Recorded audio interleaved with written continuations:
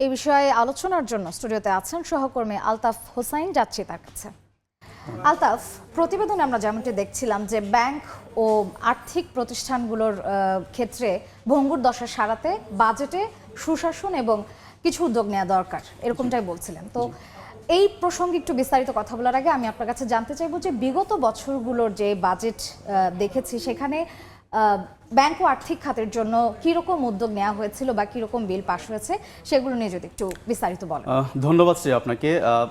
কীরকম উদ্যোগ নেওয়া হয় সেই আলোচনায় যাওয়ার আগে আমি ছোট্ট করে একটু বলতে চাই যে আসলে বাংলাদেশের অর্থনীতিতে ব্যাংক বা আর্থিক প্রতিষ্ঠানের যে ভূমিকা সেটি আসলে অনেক অনেক গুরুত্বপূর্ণ।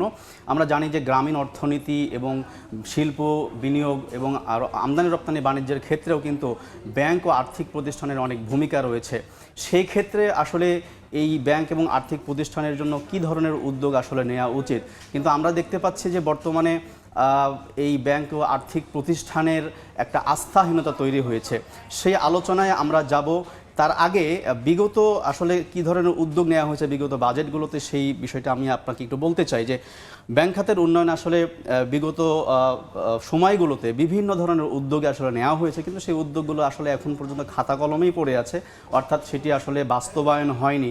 যেটি অনেকগুলো বিষয় আছে, তার মধ্যে ছোট্ট করে স্বল্প সময় যেহেতু তার মধ্যে যদি বলি যে ঝুঁকি, মানব সম্পদ তহবিল ও শাখা ব্যবস্থাপনা, স্বচ্ছতা, জবাবদিহিতা নিশ্চিতকরণ, আর্থিক অন্তর্ভুক্তি বৃদ্ধির উদ্যোগ, রাষ্ট্র মালিকানাধীন ব্যাংক ও আর্থিক প্রতিষ্ঠানের যে মূলধন বৃদ্ধি, এই সব বিষয়সহ আরও বেশ কিছু উদ্যোগের কথা কিন্তু বিগত বাজেটগুলোতে বলা হয়, কিন্তু সেই উদ্যোগগুলো এখন পর্যন্ত আমরা দেখিনি সেইভাবে যথাযথভাবে বাস্তবায়ন হতে। বিধায় এখন পর্যন্ত আমরা দেখছি ব্যাংক ও আর্থিক প্রতিষ্ঠানে এখন পর্যন্ত একটি আস্থাহীনতার বলতে পারি চরম পর্যায়ে পৌঁছে গিয়েছে, যেটা আমরা দেখেছি যে সাম্প্রতিক সময়ে এটি আরও আলোচনা এসছে এবং সামনে বাজেটে এই বিষয়গুলো নিয়ে আরও ব্যাপক আলোচনা হচ্ছে। আচ্ছা, এবারের বাজেটের বিষয়গুলো যদি একটু কথা বলি, এবারের বাজেটে কোন বিষয়গুলোকে মানে এই ব্যাংক বা আর্থিক খাতের জন্য কোন বিষয়গুলোকে বেশি গুরুত্ব দেওয়া হচ্ছে বা প্রস্তাব আসছে? যেমনটা আমি বলছিলাম যে আসলে বিগত বাজেটে যে বিষয়গুলো আলোচনা হয়েছে সেগুলো কিন্তু যথাযথভাবে এখন পর্যন্ত বাস্তবায়ন হয়নি।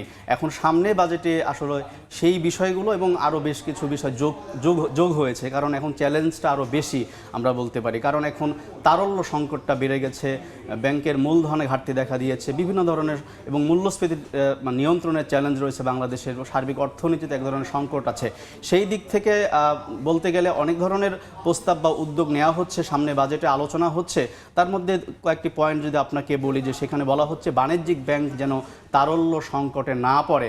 আসলে তারল্য সংকট তো বাংলাদেশের ব্যাংকগুলোতে রয়েছে আমরা জানি, এবং এর একটা ভালো উদাহরণ হতে পারে যে সম্প্রতি একটি ব্যাংকে আমরা দেখেছি যে ব্যাংকের গ্রাহকরা টাকা তুলতে গিয়ে টাকা পাচ্ছে না, অর্থাৎ তারল্য সংকট, অর্থাৎ তাদের যে অর্থের যে প্রবাহ ব্যাংকগুলোতে সেটা কিন্তু কমে গিয়েছে, যে কারণে বলা হচ্ছে যে এই ব্যাংকের যেন তারল্য সংকট কাটানো হয়, স্বল্প এবং দীর্ঘমেয়াদী ঋণ, এবং আমরা জানি যে ব্যাংক থেকে বিভিন্ন ধরনের শিল্প বাণিজ্যের ক্ষেত্রে যদি ঋণ দেওয়া হয়, সো সেটি যদি বাধাগ্রস্ত হয় তাহলে কিন্তু ব্যাংক ও আর্থিক প্রতিষ্ঠানের যে ভঙ্গুর দশা সেটি আরও ঘনীভূত হবে।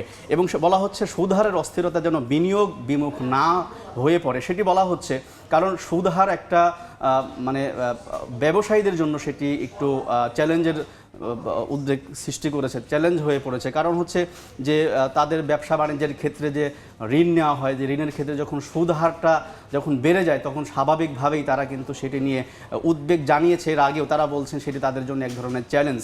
বর্তমানে 13% কিন্তু মানে এই সুদ হার ধরা হয়েছে, সেটি বলা হচ্ছে, অর্থনীতিবিদরা বলছেন যে এটি যেন কমিয়ে আনা হয়, যে কারণে এবং বলছেন যে এই যেন বিনিয়োগকারীরা যেন আসলে বিমুখ না হয়ে পড়ে ব্যাংক খাত থেকে, সেটা তারা বলছেন। একই সাথে দুর্বল ব্যাংক কিভাবে ঠিক হবে সেটি নিয়ে আলোচনা হচ্ছে।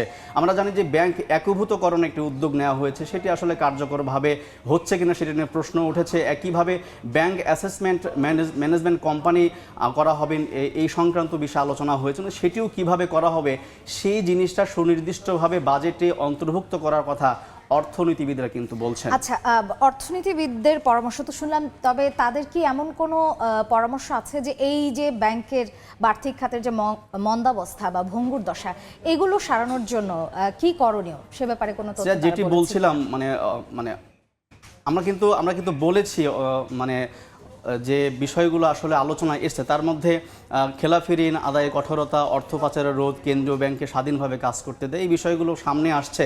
আমরা যদি খেলাফি ঋণ আদায়ের কথা বলি, সেটি আসলে বর্তমানে খেলাফি ঋণ একটি বিস্ফোরণের মতো হয়ে দাঁড়িয়েছে ব্যাংক খাতের জন্য, এবং অর্থ পাচার এবং বিভিন্ন ধরনের অনিয়ম দুর্নীতিও কিন্তু বর্তমানে এই ব্যাংক এবং আর্থিক প্রতিষ্ঠানের জন্য খুবই একটা মারাত্মক রোগে পরিণত হয়েছে।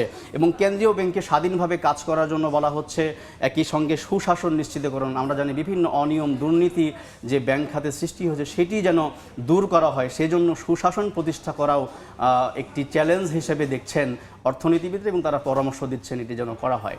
ধন্যবাদ আলতাফ আপনার গুরুত্বপূর্ণ তথ্যগুলোর জন্য।